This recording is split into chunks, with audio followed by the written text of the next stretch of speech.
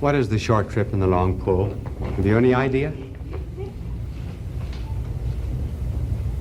It's about psychedelic drugs. In contrast to something else, it takes a little longer. Apropos of trips. This morning I was trying to cross Fifth Avenue, and every time I tried to cross with the light, cars were turning. And that happened for 2 lights. And there was a man alongside of me. He was getting more angry with every light. His friend had gotten across somehow or other, and he shouted over to him across. He said, "How did you ever get over there?" He said, "I was born here."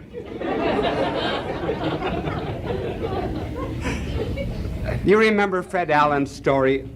If you've ever been to Rome, you would understand it better. But in Rome, there are about 400 churches. Traffic is terrible. Fred Allen said that they have a church on one corner in Rome into which you go to pray that you'll get across safely. They have a church on the other side. You go in to thank God that you made it. Well, this is about trips. And the basic idea is really that we have very good instincts, we mortals. And if the good ones are repressed, they come out in a curious way. But they are always present. Let's take just a few examples. What is communism? Communism is the kingdom of God secularized. Instead of the regnancy of Christ, that's the regnancy of the party. When men forgot confession of guilt and sin, instinct was still there. So we developed the psychoanalytic couch to explain away the guilt.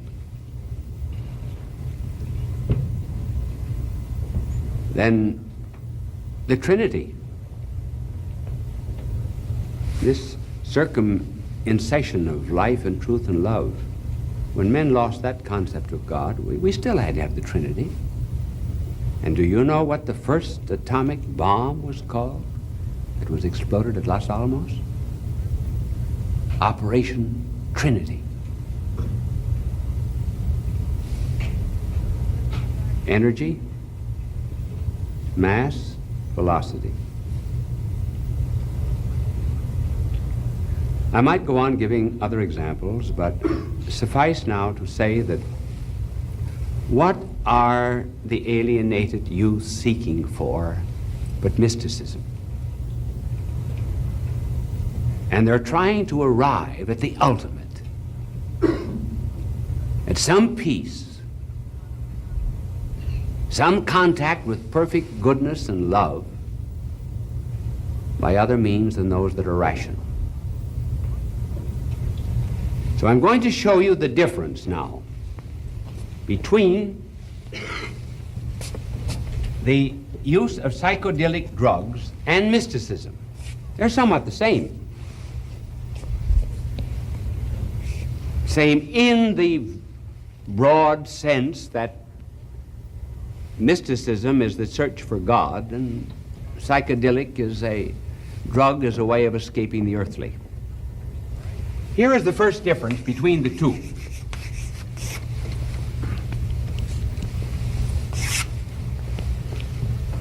The psychedelic drug, and this is the way the hippies explain it, is a flight into the unconscious. Mysticism is into the conscious. First of all, it's a flight into the unconscious. We know that from all that we've read about it. Now, this cannot be a very sound basis for seeking peace. In one of the universities of this country, in the state of Missouri, psychedelic drugs were given to 150 schizophrenic patients. It didn't help any of them. Matter of fact, 3 of them became worse. The man who invented the psychedelic drugs, Dr. Hoffman in Switzerland, said, I lost all concept, unconsciousness of space and time, and I went crazy. And he was out of his mind for some time. Then it's an attempt to achieve a peace and a union with the ultimate through passivity. Man never does anything when he's purely passive. He has to be active. For example, in one of the tests that was made of youth, it was said that, no, we become creative when we take this drug. Something happens to us. So they gave it to men who prided themselves on being poets, musicians, and writers. Under the influence of the drug, they were told to create. The writings, the music, the poetry were given to men who knew music and prose and poetry. And they said they were unintelligible. But those who took the drug said, oh no, we felt that we were very creative. So this is no way, as you see, to ever attain the ultimate by going into the unconsciousness. We're ever to be creative, we have to be active. We have to use our senses. Now take, for example, mystics. St. Francis never lost touch with nature. He called fire, water, his brother and his sister. Teilhard de Chardin, great scientist who has written on mysticism, kept his reason about him. And we may give a telecast on it sometime so that he saw the whole universe being pervaded through and through with divine wisdom, with Christ as the beginning and Christ as the end. But it was through consciousness. The mystics have kept the universe, kept their reason, kept their senses, and looked for truth. There's no search for truth in the unconsciousness.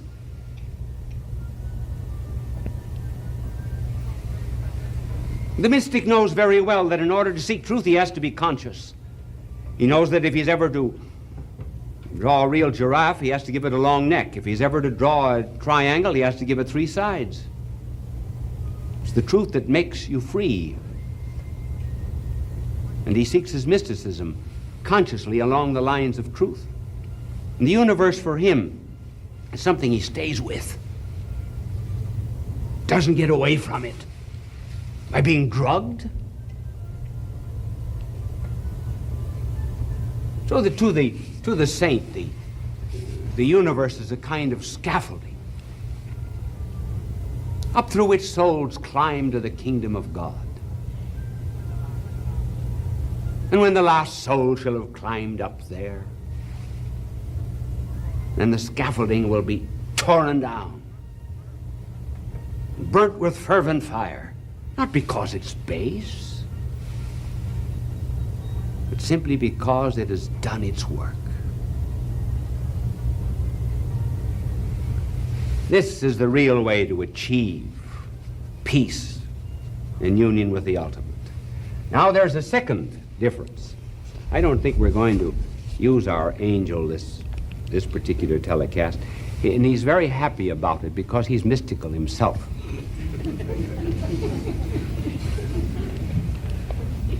A second difference is that the psychedelic drug makes people not only unconscious, it also makes them anti-human. Anti-human. Now here we come to something in psychedelic drugs which is really frightening. Frightening. Did you know that babies are born of psychedelic parents who have the syndrome that is known as cri de chat. Did you know that the babies do not cry?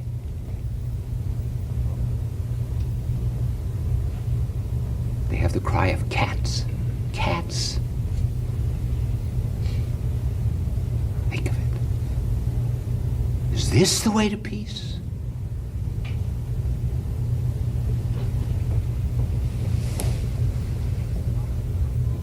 Six out of 8 of the psychedelics who produced children had damaged chromosomes. Now, there are 3 ways of damaging the chromosomes in human generation. One is by excessive use of X-rays, the other is by radiation, and the third is by psychedelic drugs.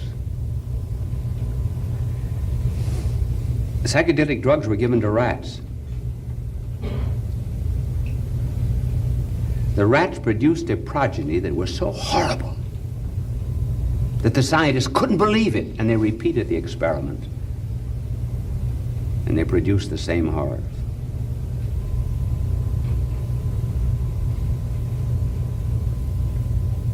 Babies that are born of psychedelic parents sometimes have a head very much larger on one side than another.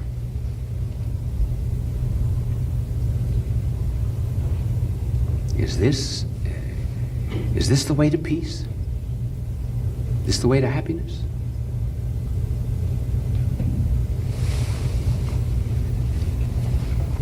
And it's anti-human from another point of view. Here's the testimony of a doctor. Dr. Sidney Cohen. Dr. Sidney Cohen says that the contents of a 2-suiter piece of luggage will hold enough psychedelic drugs to disable every person in the United States.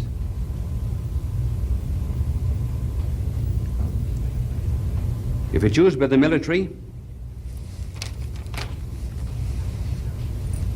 the inhabitants of the city will become so bemused that they will give themselves away to an aggressor.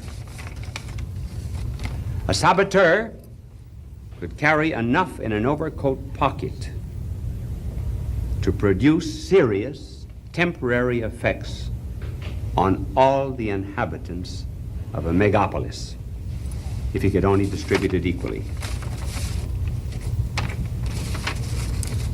The next day, after having infected the people with psychedelic drugs, Dr. Cohen said, they would be very willing to turn themselves over to a new management.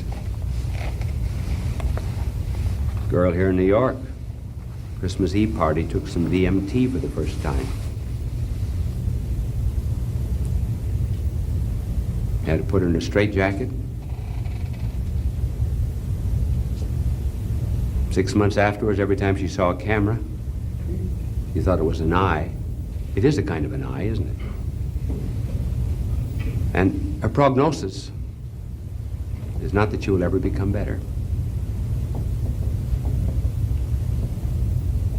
The anti-human is no approach. Peace.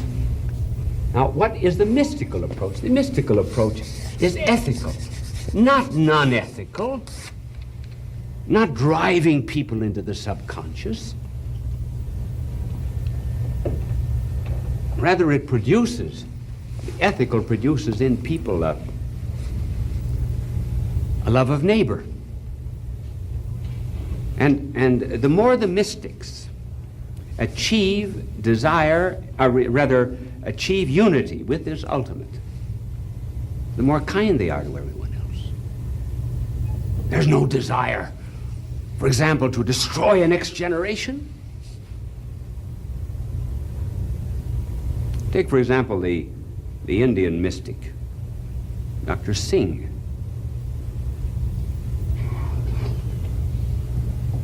Dr. Singh went into Tibet, and he was with a guide going over the Himalayas. And they sat down tired and exhausted and cold. in the snow, and Dr. Singh says, I think I hear someone moaning down there in the crevice. And the Tibetan said, well, don't be silly, we can't help him. We're almost dead ourselves. Dr. Singh said, I'm going to do it anyway. So he dragged himself down to the crevice, found someone had fallen in. He dragged him out and dragged him to the village at the bottom of the mountain, and he became rejuvenated. That is to say, Dr. Singh, by his act of charity.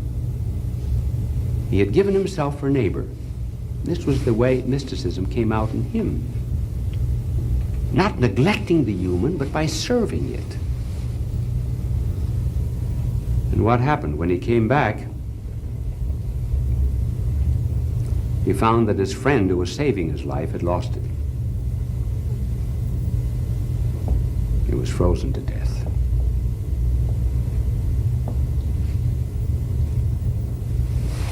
So this is the second difference. Now we come to the third, which gives the title to this telecast. Psychedelic drugs give us the short trip to this so-called ultimate, whatever it is. And true mysticism gives us the long, hard haul and pull. That's the difference. Why is it so many youths are fond of the short trip?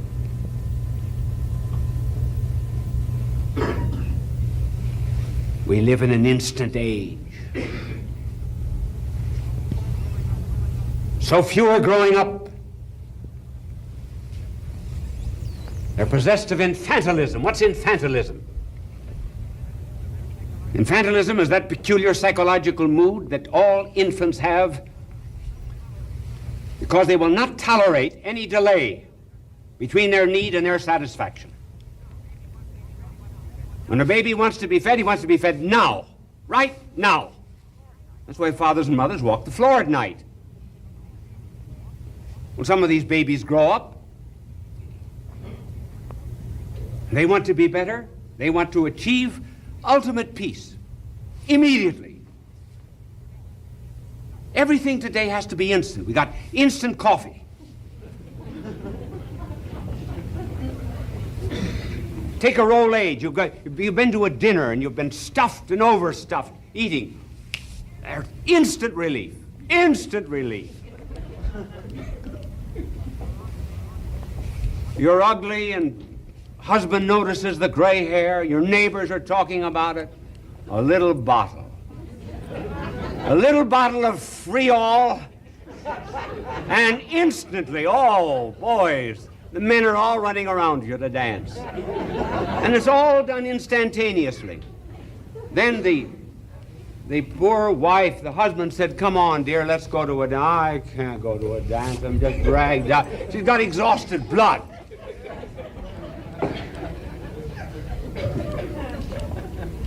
Lo and behold, he gives her something, and she's out to the dance, now dances them all. Immediacy is the cry of our age. And attempting to achieve wisdom, knowledge, peace, union with the ultimate by the short trip is impossible. You simply cannot put a bomb under a baby and make it a man.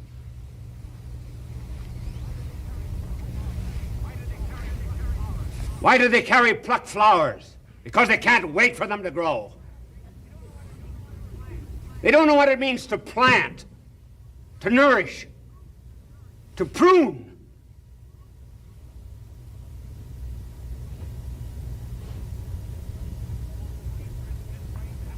Nature isn't this way. Athletics are not this way. Musical artists are not that way. They can't take a drug and become artists overnight. It's immediacy that's ruining our age. The long haul. Oh. Goodness gracious, anybody who's trying to be good, it's a struggle.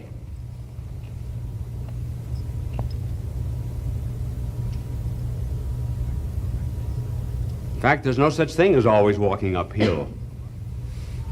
You go up for a time, and then you level off on a plateau, and then you run into thorns and all kinds of obstacles. Character is made with a long pull. Inside of every block of marble is a figure.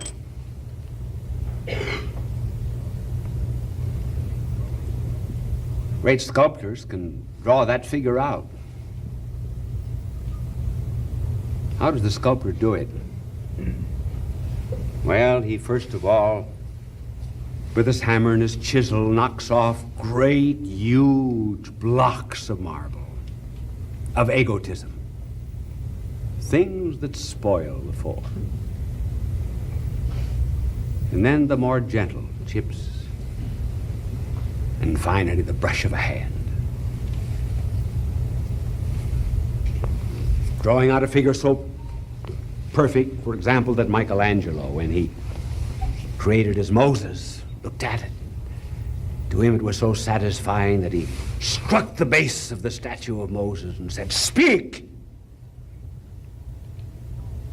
But it took the long pull for the sculptor to do that. If a violin were conscious, and the violinist began tuning the strings, and tightening, tightening, tightening, the strings conscious might say, "Don't do that, it hurts." Why do we have this long pull of effort? And the violinist would say, "Oh, in order that there might be the greater melody, that's the reason." On the tomb of Duns Scotus in Cologne, there's the inscription, "Vis mortuus semel sepultus." He died twice, he was buried once. Died twice, why? Because he was undergoing this long pull, process of mortification in order to achieve peace. Remember when the Greeks came to visit our blessed Lord? We do not know what they said, but I've always suspected they said, "You come to Athens. We accept wise men. We killed only one. We poisoned Socrates, and we have regretted it ever since. Come to our city." And what did our Lord say? "Unless the seed falling to the ground die, it will not spring forth. If it dies, it'll produce fruit 100-fold. In other words, my dear Greeks, there's no shortcut to wisdom, to peace, to happiness, or anything else. There's the dying to self. There's the long pull, and that arduous haul. But during that haul, there's peace, and there's joy, and life is always beautiful.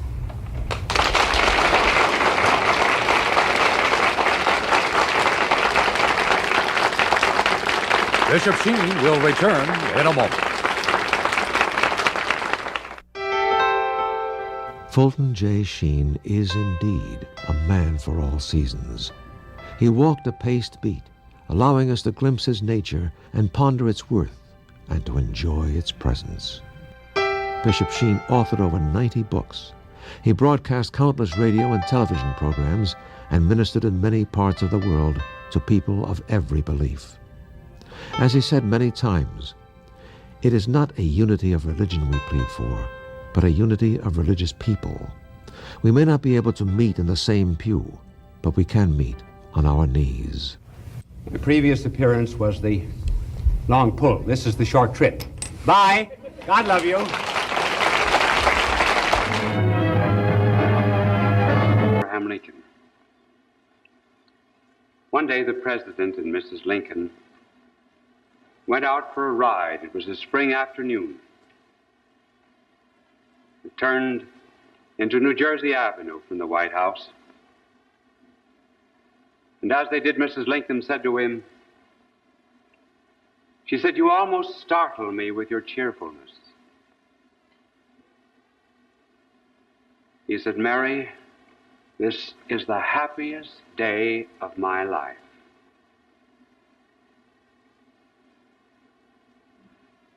There are some who think Lincoln was melancholy. Let's find out what he meant by happiness. No character is ever born great. Character becomes great. Some people's lives are flat and dull, and others have a tension and a pull. There are opposites in them, like the positive and negative poles of electricity. Moses, for example, was not always a meek man. He once killed an Egyptian. He had to become meek. John the Baptist was not always a loving man. He once asked the Lord to rain down fire from heaven upon the Samaritans. And so there was some great tension in Lincoln. And he became great because he was able to reconcile those opposites. Now, what were they? They were adversity and joy. And the two are not as opposed as it would seem. And it took a lifetime to reconcile them. First of all, adversity. He had to pay the penalty of success even as a young man. Someone has said that jealousy is the tribute which mediocrity pays to genius. They said that his simplicity was a pose, that he cultivated the manner of honesty,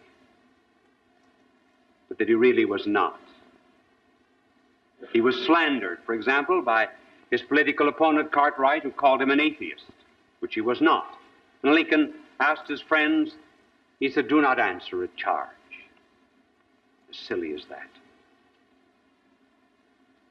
Many of his confreres called him the Illinois gorilla, the original baboon. Samuel B. Morse, who invented the telegraph, said that he was an illiterate without any brains. Congress at one time thought of impeaching him. He had to go before Congress once in order to defend his wife against the charge of being a spy. And after he gave the Gettysburg Address, the Chicago papers said, "The blood of every American will tingle with shame on reading the silly, flat, dish-watery utterances of one who has to be pointed out to intelligent foreigners as President of the United States."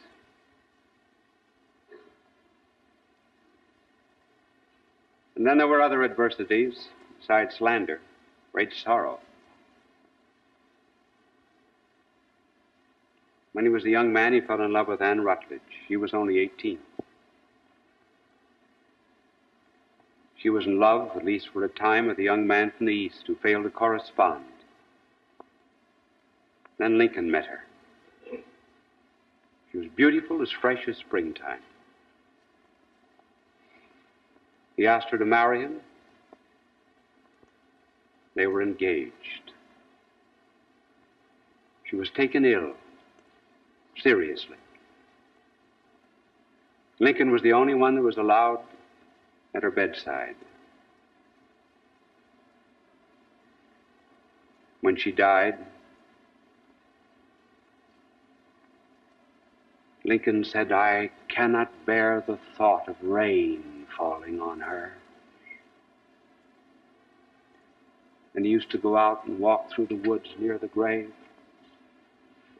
muttering strange sounds, trying to recover a belief in immortality because he had read some of Voltaire and Volney. He said one day to a friend, pointing to the grave of Anne Rutledge, "My heart is buried there."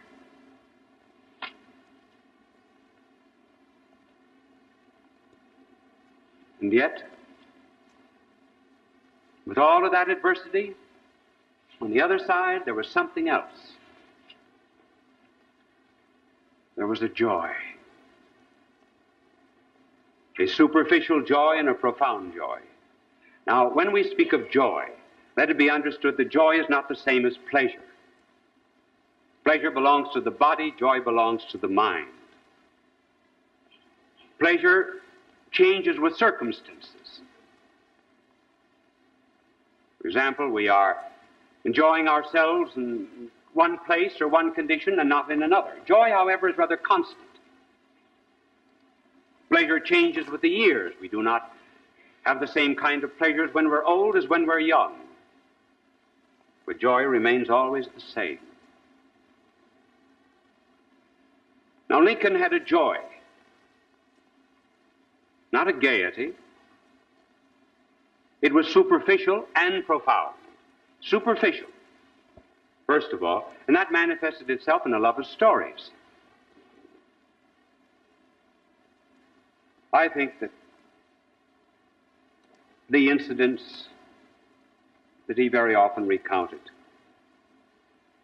were just a kind of a surface manifestation of something that was really very, very happy down deep in the inside, particularly as adversity increased. One day, Mrs. Lincoln came up to the room they left a White House reception. One of the boys was sick. She had a big, long train on her dress, low-neck dress. Lincoln looked at her and said, "Cat has a long tail tonight, dear. Might help if some of the tail were cut off and wrapped around the head." When he was debating Douglas, Douglas said, "My opponent has been a failure at everything. He was a failure behind a grocery store. He was a failure even in the forests. He was a failure even behind a bar because he sold drinks." And Lincoln said, "Yes, Douglas, and you were on the other side and not a failure in drinking them either." At one time, someone said to him, "Mr. Lincoln, we've never heard you swear or blaspheme. Why is that?" Well, he said there was never any need of swearing as long as I had Stanton in the cabinet. Two women, it said, were discussing the relative merits of Jefferson and Lincoln. And one woman said, "You know, Jefferson was a praying man." And the other one, defending the president, said, "But Lincoln is a praying man." "Yes," she said, "I know, but the good Lord can never tell whether or not he's joking." Lincoln said that he never invented a story, that he did not have a wit. He said he was just a retailer of stories. And they got him out of many, many jams and difficulties. But all these things were superficial. Sometimes they illustrated even a domestic policy. He told about a red-haired mother who had 12 children. And he said that she would spank them and whip them and so forth, but she said to her neighbors, "You stay out of this. This is my quarrel, and we settle everything in this house." And Lincoln said, "We settle everything in the United States, and we want no one interfering in our business." But then came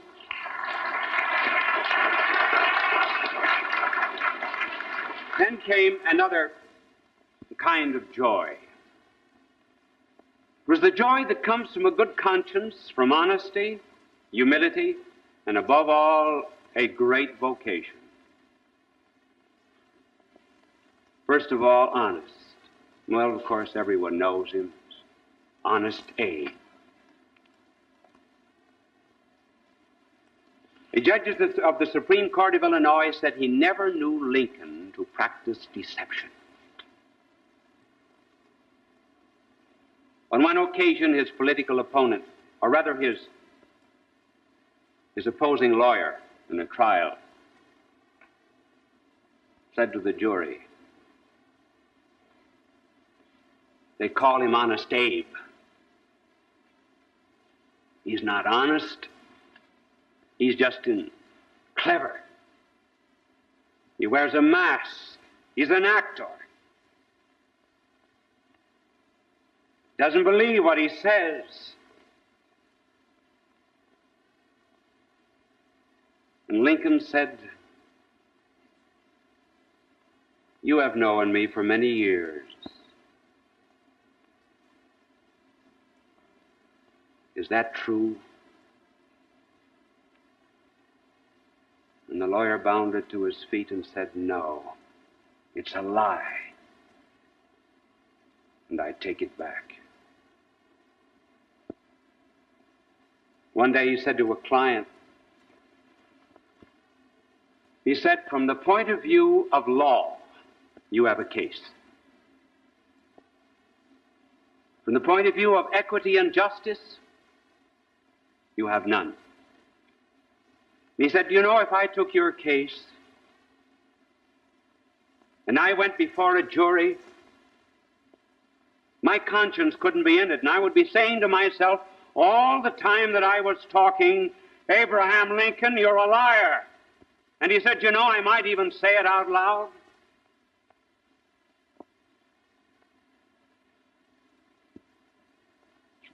He was associated with another lawyer who charged the client $1,000.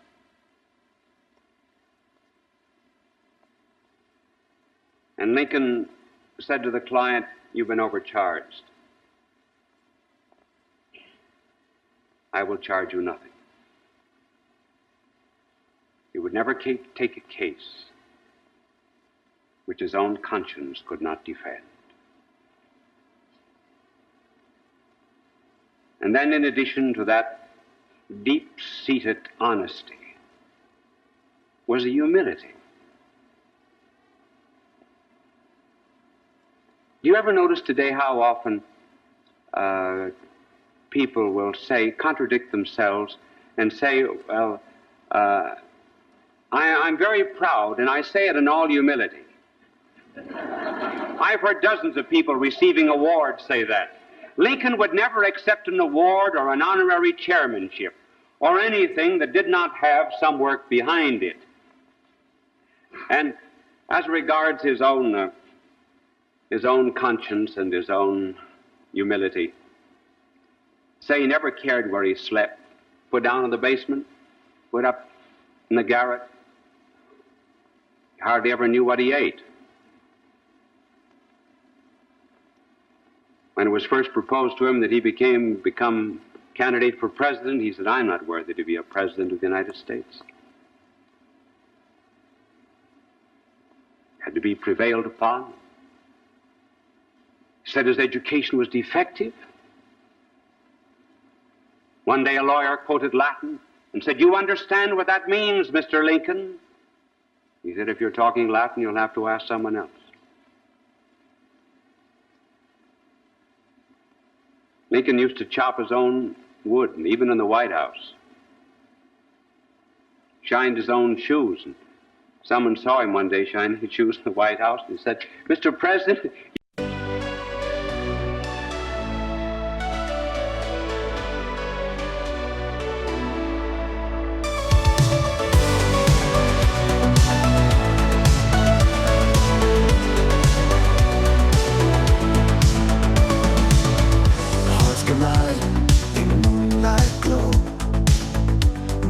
Whispers only we know.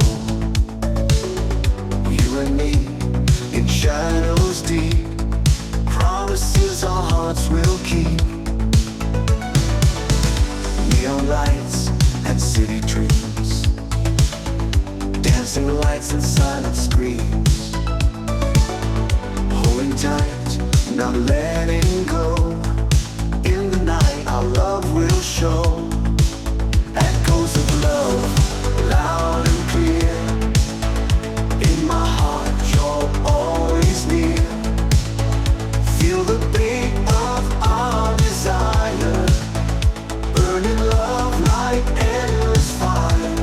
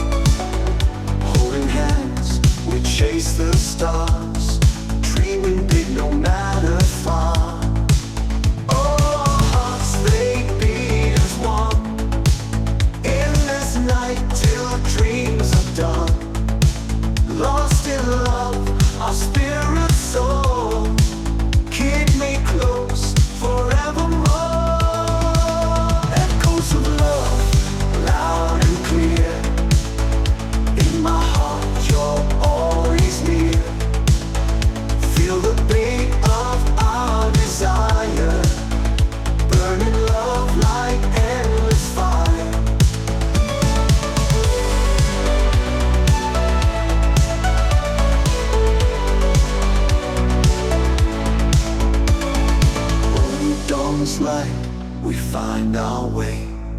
Love's first light will guide the day.